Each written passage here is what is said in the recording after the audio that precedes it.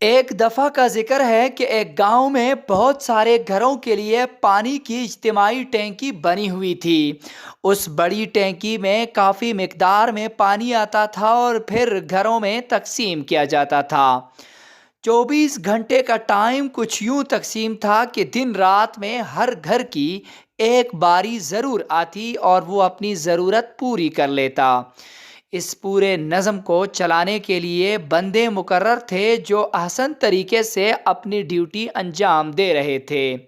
لیکن ایک وقت ایسا آ گیا کہ جب اپنی باری پر کسی بھی گھر کی ضرورت پوری نہیں ہو رہی تھی، کیونکہ جس کی باری ہوتی تھی اس وقت پانی یا تو ان کے گھر میں آتا ہی نہیں تھا یا پھر بہت کم آتا تھا۔ سب لوگوں نے آپریٹر کو شکایت لگانا شروع کی تو آپریٹر نے بڑی ٹینکی میں آنے والا پانی چیک کیا، لیکن خوشائند بات یہ تھی کہ وہ پہلے سے زیادہ آ رہا تھا۔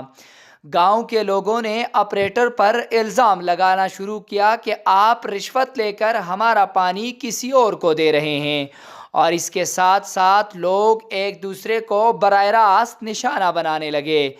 گاؤں میں جہاں محبتوں کی فضا تھی وہاں شدید اختلاف پیدا ہونے لگا اور امن و امان کی صورتحال بگڑ گئی، حتیٰ کہ کئی جانیں بھی چلی گئیں۔ بالآخر یہ معاملہ ایک مخلص ہوشیار بزرگ کے پاس پہنچا تو انہوں نے تحقیقات شروع کی۔ تحقیق کے بعد ایک ایسی وجہ سامنے آ گئی جس کو سمجھنے میں کافی دیر ہو چکی تھی اور ناقابل تلافی نقصان بھی ہو گیا تھا۔ اصل وجہ یہ تھی کہ ٹینکی میں پانی تو بہت آ رہا تھا لیکن ٹینکی پانی سے بھر ہی نہیں رہی تھی، کیونکہ ٹینکی کی تہہ میں کچھ ایسی دراڑیں بنی ہوئی تھی جہاں سے پانی بجائے جمع ہونے کے خارج ہو رہا تھا۔ کئی دراڑوں سے پانی نکل رہا تھا لیکن معلوم نہ ہونے کی وجہ سے لوگ ایک دوسرے سے لڑ پڑے تھے۔ محترم ناظرین، ایسا ہی معاملہ ہمارے اعمال کے ساتھ بھی ہے۔ ہم اچھے اعمال تو کر لیتے ہیں اور بالخصوص رمضان المبارک میں ہمارے اچھے اعمال میں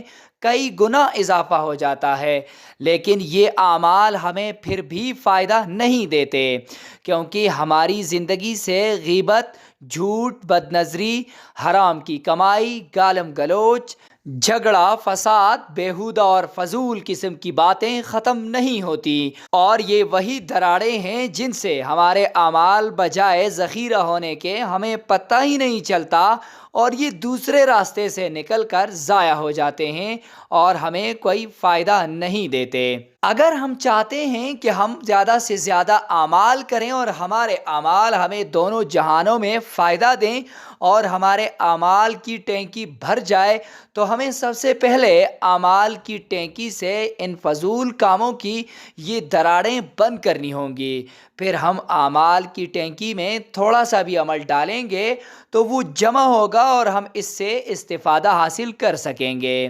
رسول اللہ صلی اللہ علیہ وسلم کی تربیت براہ راست اللہ تعالیٰ نے خود فرمائی، اس لیے آپ کی فطرت اعلیٰ اخلاق کے بہترین سانچے میں ڈھلی ہوئی تھی۔ اللہ تعالیٰ کا ارشاد ہے، وَإِنَّكَ لَعَلَىٰ خُلُقٍ عَظِيمٍ، اے نبی بے شک آپ زبردست اخلاق کے حامل ہیں۔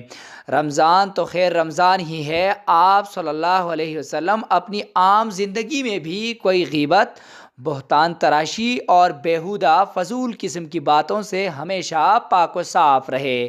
آپ امت کو بھی ان برائیوں سے دور رکھنا چاہتے تھے، چنانچہ لوگوں کو ان سے آگاہ کرتے۔